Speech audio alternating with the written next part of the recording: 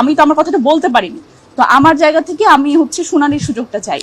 আমাদের এখানে আমার পক্ষ থেকে কিছু কাগজপত্র জমা দেওয়ার কথা ছিল।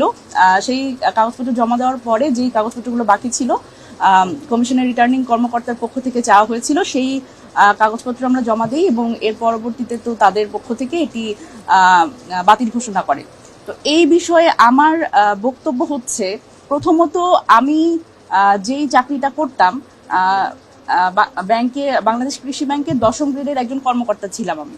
তো সেই জায়গা থেকে এই চাকরির বিধান যেটি আসলে যে আইনে আসলে 3 বছরের একটা বারের কারণে এটি বাতিল হলো, সেটার সাথে কোনোভাবেই সামঞ্জস্যপূর্ণ না। কারণ এই আইনটি যেই কারণে করা হয়েছিল যে প্রশাসনিকভাবে একজন উচ্চপদস্থ কর্মকর্তা যেভাবে করে আসলে নির্বাচনের ক্ষেত্রে একটা বড় প্রভাব বিস্তার করতে পারে এবং ভোটারদের উপরে প্রভাব বিস্তার করতে পারে, তো সেই জায়গা থেকে এই ধরনের পদ থেকে নির্বাচনের করার ক্ষেত্রে কুলিং পিরিয়ড হিসেবে 3 বছর থাকতে হয়। কিন্তু প্রথমত আমার যে চাকরিটা, একজন ব্যাংক কর্মকর্তা, একদম এন্ট্রি লেভেলের ব্যাংক কর্মকর্তা, এবং আমার চাকরি 2 বছর হয়েছে মোটে।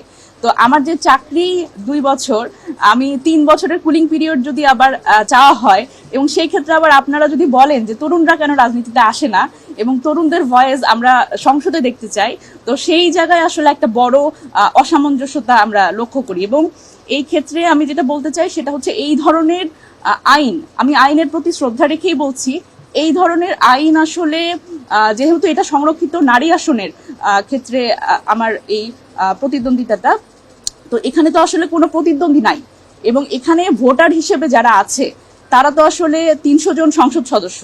সুতরাং এখানে এটার ক্ষেত্রেও মনে হয় না যে আমি এখানে এটার মধ্যে পড়ি। আসলে আমি যেটা মনে করি সেটা হচ্ছে যে সংরক্ষিত নারী আসনের যে একটা উদ্দেশ্য, যে নারীদের সংসদে প্রতিনিধিত্ব বাড়ানো এবং তাদের ভয়েসটা রেজ করা, তো সেই ক্ষেত্রে আমার মনে হয় যে যেই নারীরা আসলে মধ্যবিত্ত পরিবার থেকে আসা, যেই নারীদের আসলে পলিটিক্যাল কোনো ব্যাকআপ নাই, বাবা বা ভাইয়ের সহযোগিতা নাই রাজনৈতিকভাবে, তো সেই মধ্যবিত্ত যে নারীরা আছে যারা আসলে সমাজে প্রতিষ্ঠিত কিন্তু আসলে খুবই ছোট বলতে নিম্নপদস্থ আসলে চাকরি, ফলে এই ধরনের যখন আইনটা তাদের সংসদে যাওয়ার ক্ষেত্রে একটা বার ক্রিয়েট করে, তো আমার মনে হয় যে সেটি নারী রাজনৈতিক ক্ষমতায়নের জন্য একটা বড় বাধা। তো আমি মনে করি যে আমি আইনের প্রতি শ্রদ্ধাশীল, তবে এই আইনের ক্ষেত্রে আমার মনে হয় যে আসলে এই লাভজনক পদ এবং উচ্চপদস্থ কর্মকর্তা বা এইটার যে স্পিরিটটা আইনের, সেই ক্ষেত্রে এটা আসলে পরিষ্কার করা প্রয়োজন।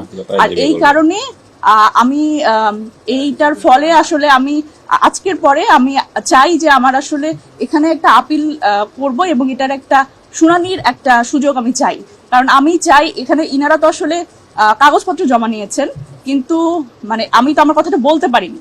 তো আমার জায়গা থেকে আমি হচ্ছে শুনানির সুযোগটা চাই।